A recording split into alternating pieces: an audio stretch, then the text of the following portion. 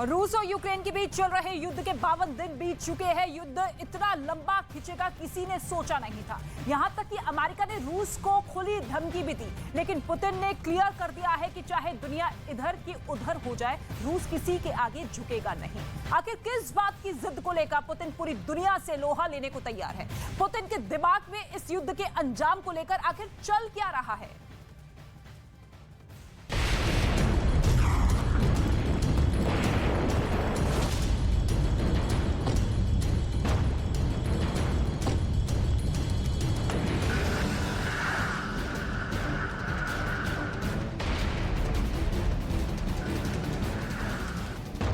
से चल रही इस जंग की ये आखिरी तस्वीरें नहीं हैं।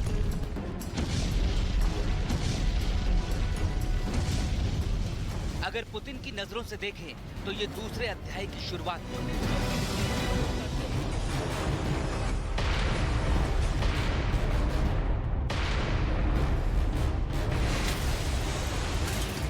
पुतिन विश्व राजनीति के लिए रहस्य है।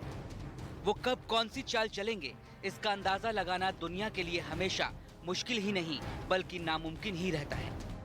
लेकिन एक बात जो उनके बारे में तय है वो ये कि एक बार वो जो कमिटमेंट कर देते हैं तो फिर खुद की भी नहीं सुनते। यूक्रेन का उदाहरण सामने है। यूरोपीय यूनियन, नेटो सब आंखें तरेरे खड़े हैं, लेकिन पुतिन ने जो तय किया वही किया। दुनिया की महाशक्तियां एक तरफ, पुतिन एक तरफ।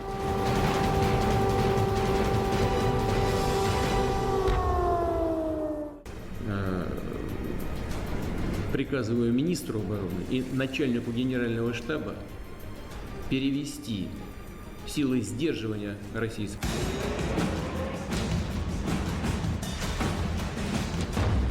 आखिर क्या चल रहा है पुतिन के दिमाग में? आखिर पुतिन क्यों भिड़ रहे हैं दुनिया से? महाशक्तियों ने चेतावनियां दी, कूटनीतिक कार्रवाइयां की, दबाव बनाने के सारे फॉर्मूले आजमा लिए, लेकिन पुतिन न जंग करने से रुके न जंग से पीछे हटे। क्या पुतिन की डिक्शनरी में डर नहीं है, या पुतिन के दिमाग में अभी चल रहा है कोई और खतरनाक खेल? पुतिन यूक्रेन के जंगी मैदान से शक्ति, महाशक्ति और वैश्विक सुपर शक्ति की नई परिभाषाएं कर रहे हैं। दुनिया के नक्शे पर रूस को नए सलीके से लेकर आए। दुनिया हैरान है कि उनका दिमाग सोच क्या रहा है। रूस को समझाने के लिए जो भी राजनेता सामने आ रहे हैं, चाहे वह उनके पुराने दोस्त रहे हों, चाहे शुभचिंतक रहे हों, चाहे ऐसे देश के राष्ट्राध्यक्ष रहे हों जिनसे इस युद्ध से भीषण खतरा है, लेकिन रूस के राष्ट्रपति पुतिन उनकी बात को नहीं मान रहे हैं। क्योंकि अगर उन्होंने इस युद्ध को इस मौके पर बिना अपना स्ट्रेटेजिक एम पाए किए हुए रोक दिया, तो ऐसे समय में जाहिर है कि पूरे विश्व पटल पर एक तरफ तो उनके और उनके देश की बेइज्जती होगी।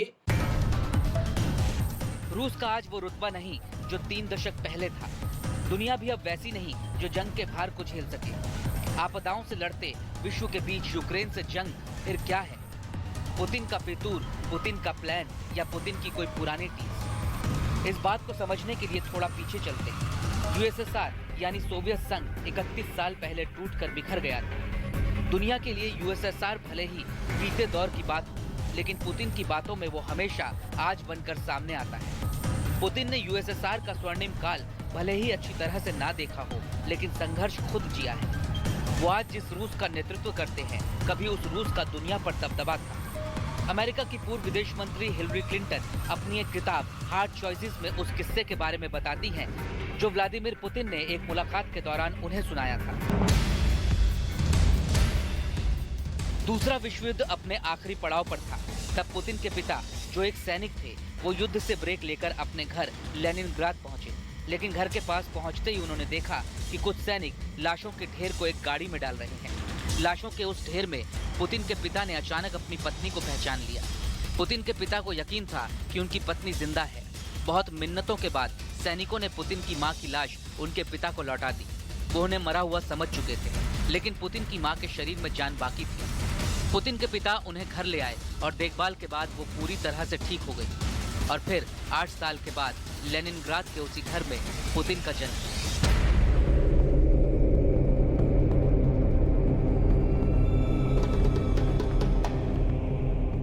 हिटलर हिटलर की तानाशाही खत्म करने वाला भी यूएसएसआर था और परमाणु होड़ में अमेरिका को टक्कर देने वाला भी यूएसएसआर यानी सोवियत संघ ही था। पुतिन इन्हीं सबको देखकर बड़े हो रहे थे। 23 साल के हुए तो पिता की तरह केजीबी में जासूस बन गए। उनकी पहली पोस्टिंग हुई थी सोवियत संघ और अमेरिका के शीत युद्ध की जमीन बर्लिन में। जर्मनी में पोस्टिंग के दौरान उन्होंने एक बार खुद को हिंसा से बचाने के लिए भीड़ के बीच खतरनाक हथियार होने का दावा किया। हिंसक भीड़ उनके इस ब्लफ का हिस्सा बन गई और भाग गई। आज भी पुतिन जब दुनिया को चौंकाने के लिए ब्लफ कार्ड खेलते हैं तो लोगों के मुंह पर उनका एक और नाम आ जाता है, ब्लफ मास्टर।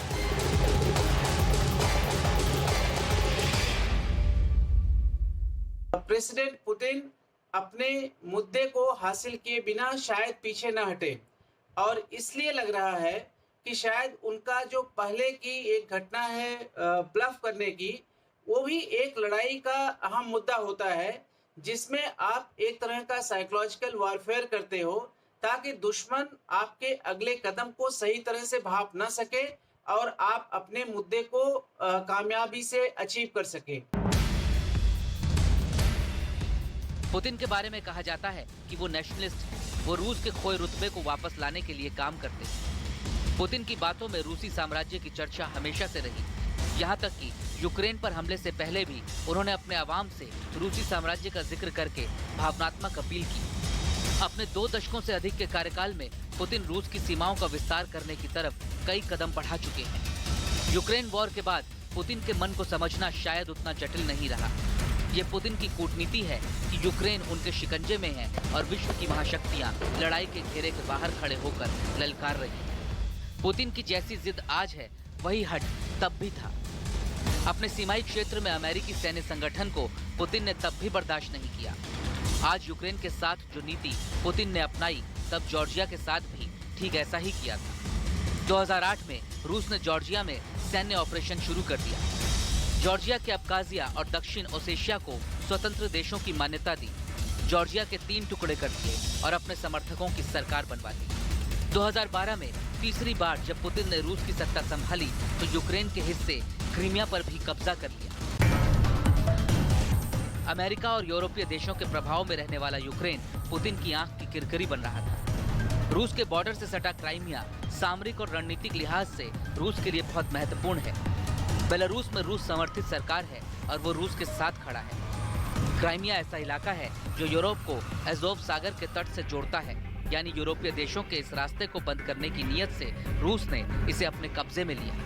अब चौथे कार्यकाल में यूक्रेन पर रूस का बारूद बरस रहा है। कल क्या होगा किसी को नहीं पता। जंग दुनिया देख रही है, पुतिन की आक्रामकता भी दुनिया देख रही है, लेकिन अंजाम क्या होगा इस जंग का ये अभी कोई नहीं जानता।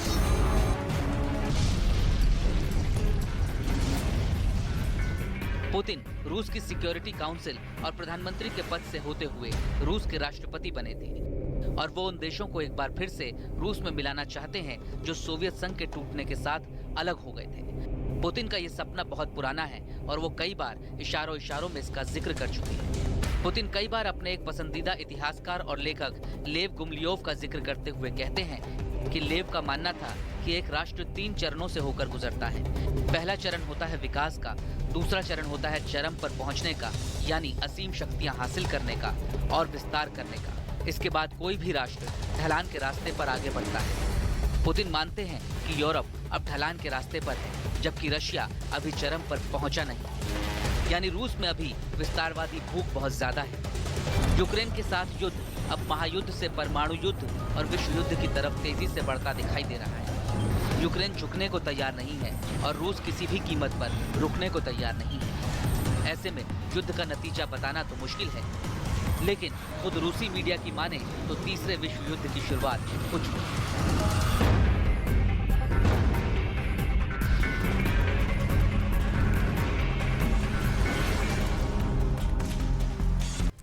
और इस महायुद्ध में पुतिन केजीएफ स्टाइल में बदला ले रहे हैं। पुतिन के इस एक्शन के पीछे उनका दिमाग कैसे काम करता है, इस युद्ध में जीत हासिल करने के लिए वो किस हद तक जा सकते हैं, इस रिपोर्ट में आप देखिए।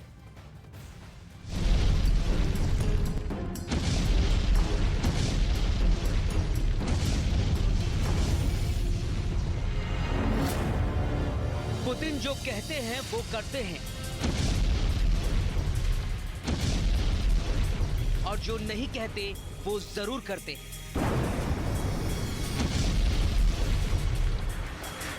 रूस के जिस नेता के हर एक नए कदम पर दुनिया की नजर है और जिसके इरादे यूक्रेन पर आग बनकर बरस रहे हैं, जिसकी महत्वाकांक्षा महायुद्ध का कारण बन गई है, उस व्लादिमीर पुतिन के दिमाग में क्या चल रहा है ये समझना बहुत मुश्किल है।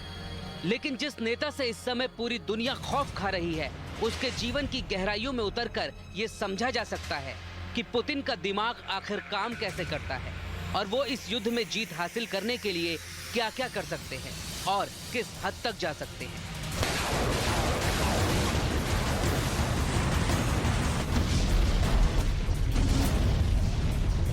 पुतिन का जन्म वर्ष 1952 में रूस के लेनिनग्राद में हुआ था, जिसे आज सेंट पीटर्सबर्ग कहा जाता है। लेकिन उनके जन्म से 8 साल पहले एक ऐसी घटना हुई जिसके बारे में जानकर आप समझ जाएंगे कि क्यों दुनिया भर के शक्तिशाली देशों को पानी पिलाने वाले पुतिन असल में आग हैं। अमेरिका की पूर्व विदेश मंत्री हिलरी क्लिंटन अपनी एक किताब हार्ड चॉइस में उस किस्से के बारे में बताती हैं जो व्लादिमीर पुतिन ने एक मुलाकात के दौरान उन्हें सुनाया था। इसके मुताबिक दूसरा विश्व युद्ध अपने आखिरी पड़ाव पर था।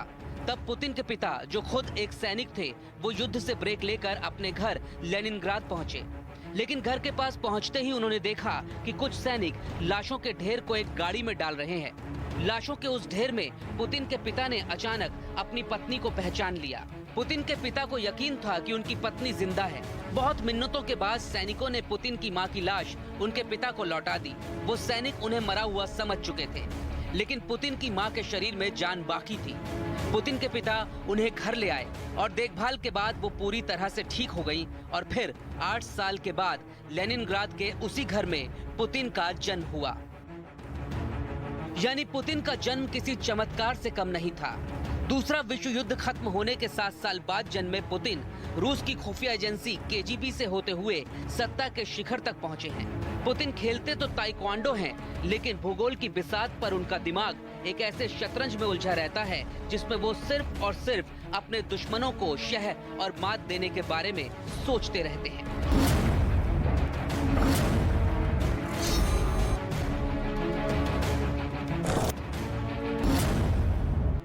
पुतिन को कॉर्नर किया जाना यानी कोने में धकेले जाना बिल्कुल पसंद नहीं है। ऐसा होने पर वो और भी आक्रामक हो जाते हैं। पुतिन ने कई बार इंटरव्यूज में एक किस्से का जिक्र किया है जिसमें वो बताते हैं कि जब वो सेंट पीटर्सबर्ग में रहा करते थे तब उनके कमरे में एक दिन एक मोटा चूहा घुस आया। पुतिन ने उस चूहे को एक लकड़ी की छड़ी के सहारे किसी तरह से कोने में कर दिया, लेकिन फिर अचानक उस डरे हुए मोटे चूहे ने उछलकर पुतिन पर वापस हमला कर दिया। उस दिन पुतिन को ये बात समझ आ गई कि जब किसी को सब लोग मिलकर कोने में कर देते हैं तो अस्तित्व बचाने के लिए आक्रमण करना कितना जरूरी हो जाता है।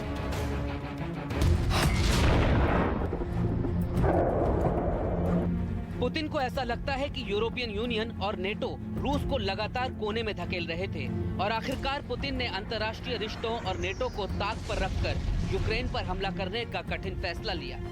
इसके अलावा पुतिन के दिमाग में रूस को उसका पुराना रसूख वापस दिलाने का लक्ष्य भी है। पुतिन घिर जाने पर घबराते नहीं हैं, बल्कि वो पहले दुश्मनों के सामने एक दृश्यम रचते हैं और फिर अपनी चाल चलते हैं। 1989 में जब सोवियत संघ का विघटन शुरू हुआ और बर्लिन की दीवार गिर गई, तो उस समय पूर्वी जर्मनी में केजीबी के एक ऑफिस में तैनात पुतिन और उनके साथी उग्र भीड़ के बीच घिर गए।